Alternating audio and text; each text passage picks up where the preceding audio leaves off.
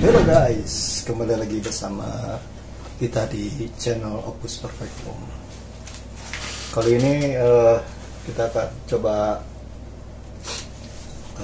balik lagi ya. Bahwa ini bukan konten tentang reaction, tapi lebih ke pembahasan yang kemarin bukan kemarin ya, emang sekarang lagi hits ya. Ya. Lagi hits di platform TikTok. Yaitu tentang CBD Fashion Week Citayam. Tapi di sini kita coba santai bawa pembahasannya sambil ini makan ya. Makan mie Satanic noodle, setan, mie konspirasi. jadi sambil bahas sambil kepedesan. Oke, mungkin kita coba kita coba ya. Bentar. Ini mungkin agak mundur sedikit biar kelihatan. Nah, oke, kita langsung coba. Mungkin saya akan tanya dulu ya. Menurut ente berat gak kalau kata menurut ente fenomena Fashion Week Citayam ini seperti apa menurut pandangan ente? Ya. Oke, boleh sambil makan dulu. Silakan sambil makan sambil saya ngomong, silakan. Nanti gilirannya ada giliran anaknya saya makan. Ente buat sambil makan. Oh iya boleh. Terus ngomong. Kirain giliran. Iyalah. Citayam Fashion Week. Jadi diantaranya meliputi wilayah Sudirman, C-nya itu Citayam, Bojong, dan Depok. Ini tuh tren anak muda zaman sekarang yang memang awal mulanya saya kurang paham awal mulanya gimana. Katanya tuh awalnya nongkrong di situ, jadi berkembang menjadi Fashion Week. Mungkin anak muda ini punya ide baru untuk menggunakan tempat tersebut sebagai kreasi mereka seperti itu ya.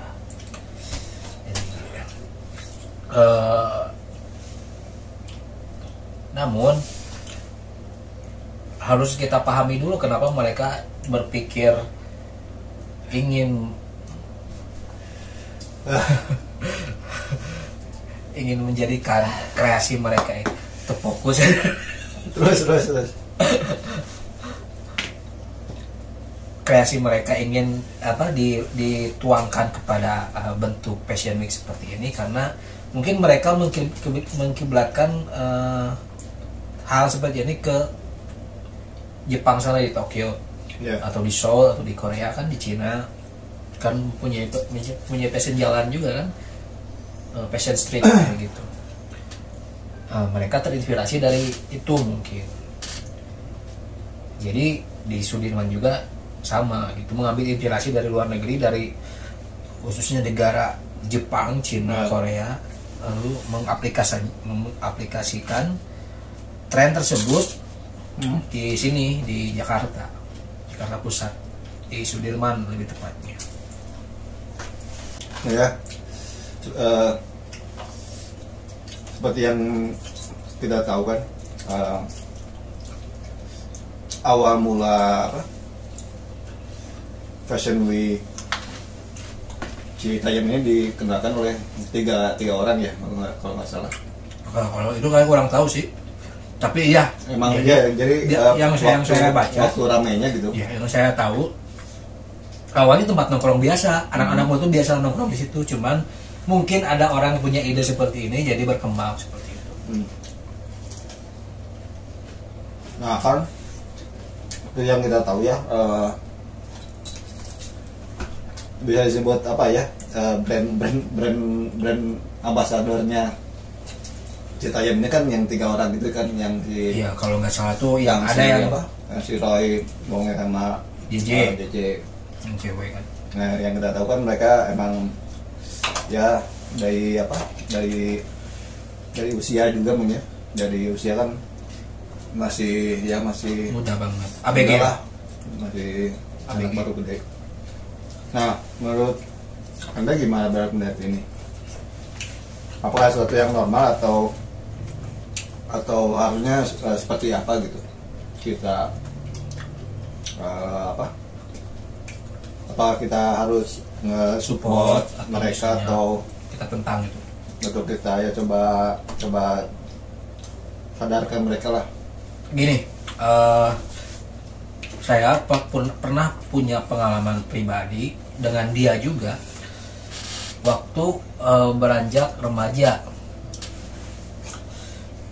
dimana waktu remaja itu kita tuh menyukai band sampai benar-benar suka, tapi kepada passionnya, kepada penampilannya. Misal saya suka metal ya, suka lagu musik emo atau metal dulu kan, dan saya sampai di titik suka kepada satu vokalis bernama Oliver Sykes dari Bring Me The Horizon, dan dia juga sama gitu.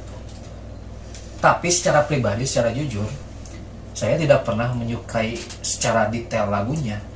Saya suka orangnya dulu, dari stylenya ya, dari stylenya, baru di situ terpaksa saya suka lagunya. Saya mendengarkan lagunya karena saya suka orangnya. Jadi pola pikirnya terbalik. Kalau ABG rata-rata mereka melihat dulu sesuatu lalu mereka tiru. Dari situ apa yang mereka tiru itu ada hal lain, misalnya mereka mengidolakan sesuatu, idolanya itu ngapain aja gitu, itu ditiru juga gitu lah. Seperti itu. Beda dengan orang ya yang sudah dewasa seperti kita gitu lah, ya udah melewati masa ABG, masa remaja yang sekarang gitu. Kan kita tuh menilai apa yang dibuat dulu kan gitu ya. Tidak menilai orangnya gitu. Menilai apa yang dibuat. Nah, beda. Jadi bedakan pola pikir.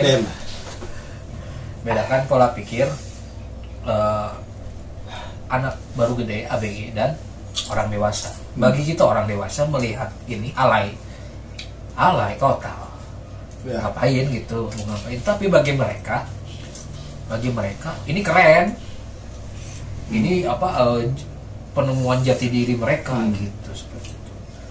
Seperti anak SMA misalnya, misal kita kurang populer gitu, tapi kita berteman dengan salah satu orang yang populer di sekolah, kita akan gak ada kebanggaan sebagai anak sekolah atau anak remaja gitu kan, biar gak dianggap cupu seperti itu kan, biasanya kayak gitu kalau anak SMA. Ini juga yang menjadi viralnya itu kan tokoh-tokoh yang tadi disebutkan, anak muda tadi menjadi tokoh utama dari Fashion Week ini sampai menjadi artis dan lain sebagainya, diidolakan oleh mereka yang seumuran juga seperti itu. Menurut saya kalau untuk disupport atau tidak, kalau selama positif ya silahkan, namanya anak muda. Kalau misalnya kita paksa anak muda harus seperti kita yang dewasa, susah. Tapi ini juga jadi ini ya, jadi apa, sempat jadi pro dan kontra juga. Emang ada emang ada yang apa, ada yang support ya, tentang CPD, ada yang ada yang menentang juga gitu. CPD ini ya salah satunya mungkin dari dari para yang tidak setuju, soalnya ya emang lebih banyak menampilkan keterbukaan visual orang. Ya itu mah kembali lagi ke ya sebenarnya perannya itu terletak di peran orang dewasa sebenarnya. Peran orang dewasa itu, nah gini nih, ada positif ada negatifnya. Positifnya apa? Mereka punya kreasi, daripada tawuran, daripada geng-gengan gak jelas gitu. Kayak gini, ini masih mending berkreasi lah gitu, seperti itu. Dan jadi punya kreasi baru, punya semangat baru buat anak-anak muda seperti itu. Negatifnya apa? cenderung mengganggu pejalan kaki, atau cenderung mengganggu orang yang sedang lewat, atau kendaraan yang lewat, atau sampah berserakan, atau anak muda itu biasanya ambisius. ABG remaja itu biasanya ambisius, rame di mana dikejar, ada konser di mana bela-belain dikejar, ngomong ke orang tua, ada acara di mana dikejar, bela-belain ngebohong ke orang tua karena takut gak diizinin dan lain sebagainya. Dikejar gitu, nggak ambisius. Dan banyak yang mengejar acara seperti ini, acara Citayam Fashion Week, sampai tidur di pinggir-pinggir jalan Sudirman, menginap di sana. Itu masih muda. Nah, ya pertanyaan saya, mereka sekolah atau enggak gitu. Nah, ya benar sih. Seperti itu. Emang yang apa?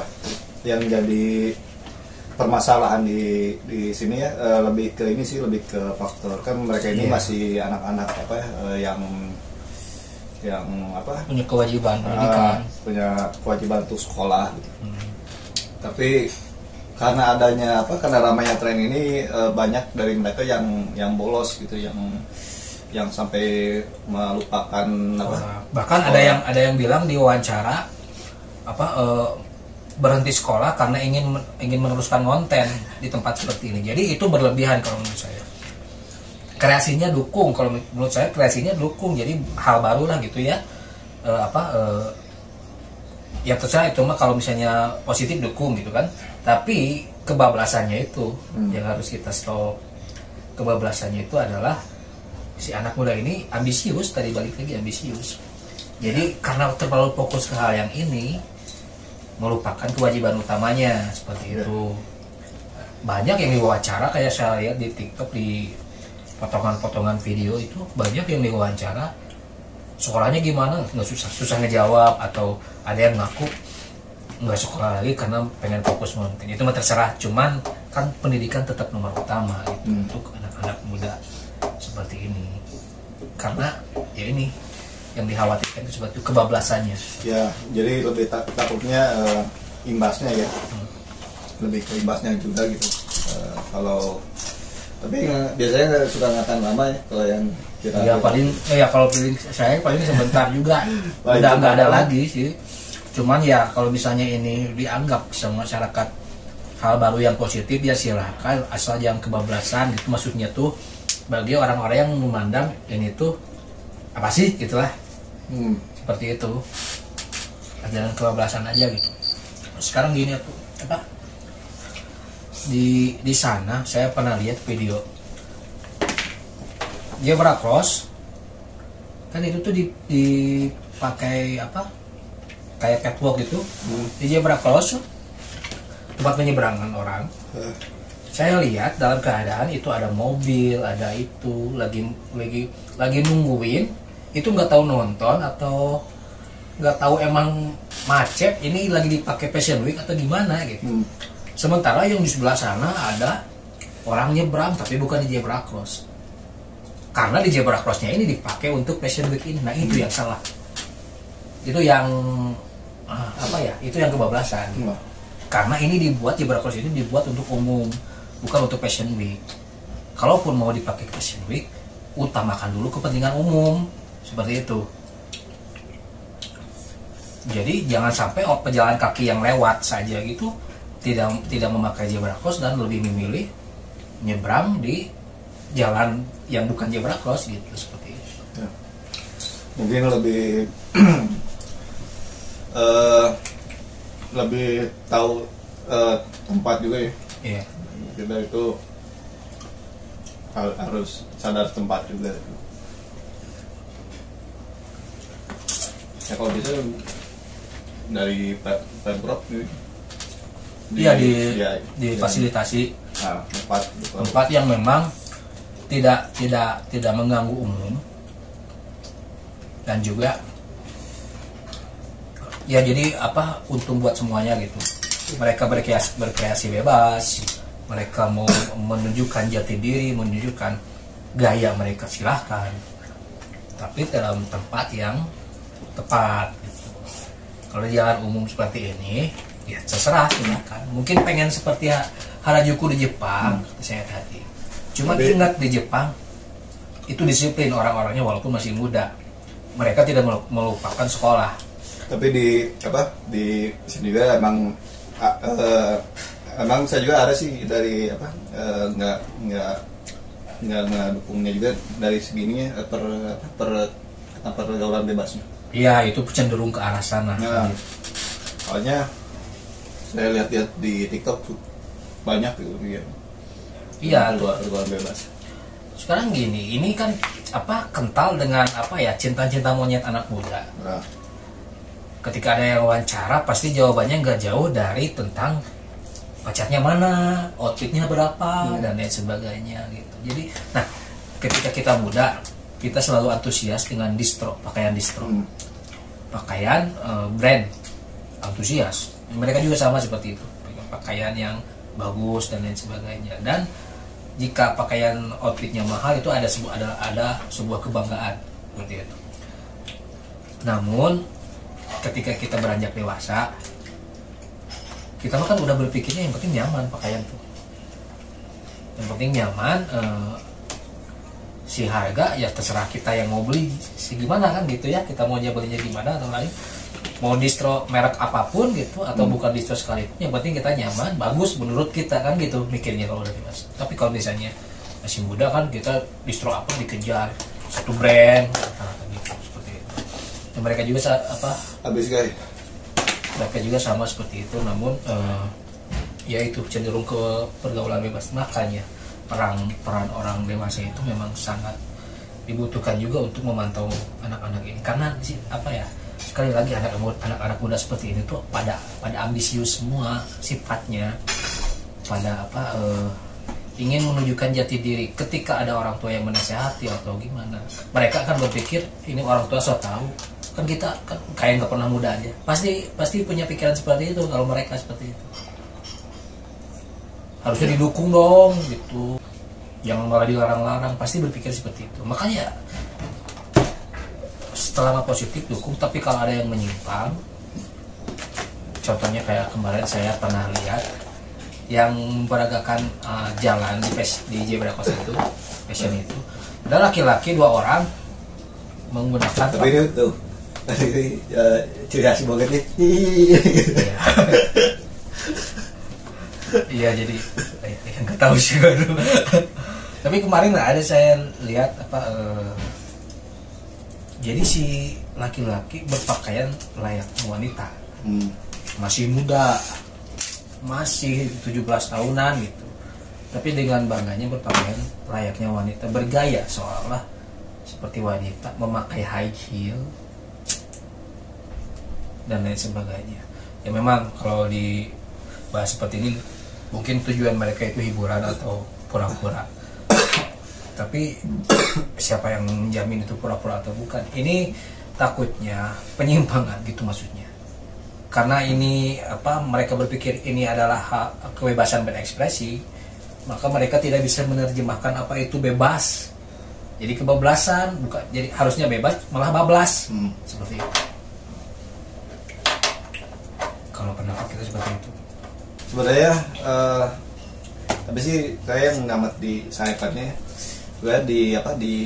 di Indonesia itu sebenarnya banyak ya orang-orang yang kreatif itu, yang perlu dukungan mungkin ya. Selain ini ya, selain fashion ini sebenarnya banyak gitu. Tapi ya itu yang amat disayangkannya, kenapa sepi gitu. Pendidikan sama dengan sepi, pengetahuan sama dengan sepi. Anehnya teh, kalau yang seperti ini pasti rame. Pokoknya sesuatu yang mencerdaskan bangsa pasti sepi. Ya karena itu sih, karena algoritma sekarang ya emang bisa dibilang aneh gitu ya. Saya bilang aneh dan nggak normal juga. Karena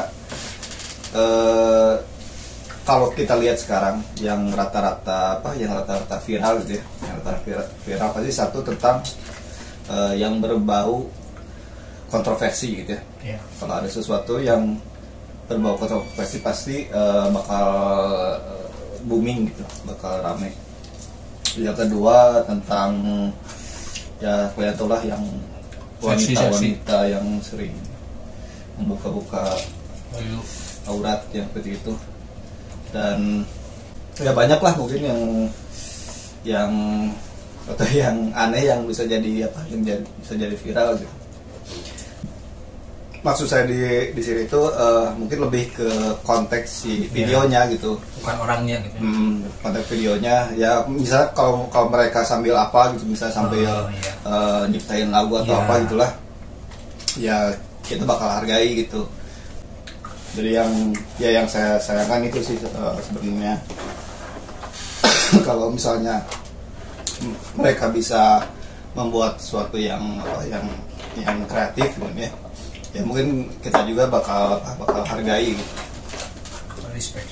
Respect. Nah sebenarnya ini kembali lagi ke kalian netizen yang terhormat. Jadi sesuatu yang viral itu tergantung kalian. Sesuatu yang viral, sesuatu yang naik itu tergantung kalian. Semua konten kreator, semua yang berkreasi gitu, mau di TikTok, Instagram, mau di YouTube, yang pernah dilaksanakan teman saya bagaikan sales gitu. Mereka melihat pangsa pasar, ramenya gimana, ini yang dibuat seperti itu. Jadi tergantung kalian, tergantung pola pikir. Konten itu bisa faedah atau tidak faedah, tergantung kalian, bukan tergantung konten kreator ini bikin apa atau ini bikin apa. Sebenarnya seperti itu. Mereka sebenarnya bisa berkreasi, cuman mereka tahu ini gak akan rame, mereka tahu ini bakal sepi, mereka tahu masyarakat kita sukanya kayak gini, maka mereka bikinnya sesuai apa yang masyarakat sering lihat atau minati, walaupun masyarakatnya benci terhadap hal tersebut. Karena masyarakat kita itu, netizen kita itu, ya, kita lanjutin lagi. Netizen kita itu malah lebih menyukai hal yang dibenci. Iya. Sebenarnya emang balik lagi ya, suatu konten yang viral itu ditentukan oleh banyak yang nonton, dan emang kebanyakan di kita itu emang ya gitu lebih menyukai konten-konten yang kalian tahu lah, itu yang kayak yang tentang tadi saya sebutkan. Emang kalau di sini kita tidak bisa menyalahkan konten kreator juga, emang karena mereka itu emang ya seperti halnya dagang lah gitu ya, dagang sebuah barang. Gimana caranya barang ini bisa laku gitu, jadi si video ini bisa laku, maka mereka itu melakukan survei gitu, melakukan survei. Orang-orang di Indonesia itu lebih tertarik ke hal yang kayak gimana sih gitu. Itu yang mereka cari. Dan ternyata setelah mereka survei, ternyata ya orang di Indonesia lebih suka yang hal-hal yang tadi saya sebutkan. Walaupun sebenarnya misalnya kita nonton konten horor misalnya, lalu kita keluar di kolom komentar, wah itu mah settingan, pembodohan, bla bla bla dan lain sebagainya. Biar konten itu udah gak naik, biar konten, kalau misalnya memang itu dianggap pembodohan dan biar konten tersebut nggak naik, maka jangan pedulikan. Harusnya seperti itu sih, jangan pedulikan, karena kalau kita terlalu benci menguntungkan juga buat konten kreatornya. Terlalu suka malah lebih menguntungkan. Makanya kenapa sekarang banyak konten kreator yang lebih suka hatersnya ya, karena ya bagi mereka itu emang jadi sumber penghasilan gitu dari haters. Karena semakin banyaknya orang yang benci, jadi orang-orang yang benci ini kadang suka kepo gitu, suka kepo terus komen, terus ditonton sampai akhir, dan algoritma kayak YouTube gitu emang mereka itu nggak bisa apa ya, nggak bisa nentuin mana video yang baik, mana yang video yang buruk gitu. Yang penting rame. Soalnya algoritma YouTube itu kan suatu sistem ya yang membaca dari grafiknya gitu, terus dari mulai apakah video ini banyak yang respon atau enggak gitu. Jadi kalau semakin banyak orang yang respon, ya otomatis bakal up gitu. Bakal jadi trendingnya. Contohnya dulu tentang itu yang aku bukan boneka. Wah itu kan yang kita tahu ya, banyak ya hatersnya. Tapi bisa sampai berapa viewsnya? Iya, 50 juta, 40 sekian juta. Ya, jadi besar. Puluhan juta pokoknya mah. Nah itu sih. Ya sebenarnya menurut saya bukan kekeinya unfaedah, tapi andanya yang tidak berfaedah. Kalau anda tidak suka, ngapain diramein? Itu kekei mah bisa lihat pasar kalau menurut saya. Jadi anehnya ya, anehnya netizen itu udah tahu emang Tidak benci suka. gitu ya, dia suka. Tapi tetap dipantengin gitu. Anehnya itu emang salah. Itu. Contohnya ini seperti Citayam juga kan seperti ini. Kan banyak. Kalau di TikTok sebenarnya 50-50, ada yang kontra, ada yang pro gitu kan, banyak. Nah, yang saya lihat di YouTube, Instagram rata-rata lebih ke kontra, misalnya seperti itu ya. Rata-rata lebih ke kontra karena ini apaan sih pada alay, ini apaan sih lebay, anak muda zaman sekarang bocil gitulah bilangnya seperti itu. Itu tuh kenapa bisa rame naik kan karena ada pro kontra, ada pro kontra, yang pro banget, yang kontra banget, makanya naik, makanya jadi tren. Dan yang paling lucunya juga ya, banyak yang benci ya, yang benci kepada Fashion Week ini, tapi mereka buat VT gitu, VT tentang ini, ya otomatis mereka pakai hashtag tagar gitu, biar ya, naik, bakal naik gitu. Si tagar ini itu. Jadi kalau di Twitter itu seperti mention kalau di Twitter. Semakin banyak orang yang mention gitu, bakal jadi trending gitu. Hanya ya balik lagi sih sebetulnya kualitas tontonan itu ya kita yang nentuin gitu. Kitanya kalau misalnya yang viral, misalnya kita nggak mau hal yang bodoh viral, ya jangan dipiralin, jangan dibantu view-nya gitu, jangan dibantu apanya gitu. Nah, kalau misalnya benci semua bakal viral juga tetap gitu. Kayak saya pernah ngebahas tentang hal gaib misalnya, hal mistis misalnya. Satu-satunya sikap kita yang harus kita pertahankan adalah cukup tidak peduli gitu. Karena kalau kita terlalu takut jadi lahan. Kalau kita terlalu berani, keterlaluan gitu, seperti itu. Cukup tidak peduli, mereka juga hal-hal gaib juga nggak akan ngapain juga ngeganggu orang yang nggak peduli kan gitu, seperti itu. Gitu, jadi nggak akan up seperti itu. Contohnya seperti ini juga, konten-konten yang seperti ini. Ya makanya sekarang ini emang banyak juga yang para konten creator yang membuat konten-konten settingan gitu. Konten yang emang pure bukan asli gitu. Mereka buat settingan supaya ramai gitu, supaya keperluan AdSense sebagai versi. Ya contoh lagi lah, teman-teman pernah lihat nggak konten tentang motovlog gitu ya. Dulu saya sempat ngiranya gini, yang ribut-ribut di jalan tuh, saya mikirnya betul aja gitu ya, emang itu ribut gitu ya. Tapi setelah dilihat-lihat, kok anehnya di setiap dia bikin konten tentang motovlog, ada aja konfliknya. Ada gitu konflik ributnya. Oh, itu berarti dibuat-buat gitu. Yang udah di setting gitu. Nah itu tuh kebetulan pertamanya bener nemuin konflik di jalan. Dan rame gitu. Ternyata view-nya rame gitu. Ya makanya dibikin lagi, tapi di judulnya pengaturan seperti kayak konten horor lah, bisa nemu penampakan gak sengaja gitu, diupload, wah rame videonya, bikin aja channel horor gitu, jadi settingan seperti itu, karena ramenya seperti itu gitu. Konten kreator itu sifatnya seperti itu, Anda yang menentukan, yang menentukan. Makanya balik lagi, sebenarnya saya juga yakinnya yang yang nonton yang nonton video ini juga udah pada tahu gitu tentang apa yang konten-konten horor itu yang settingan gitu.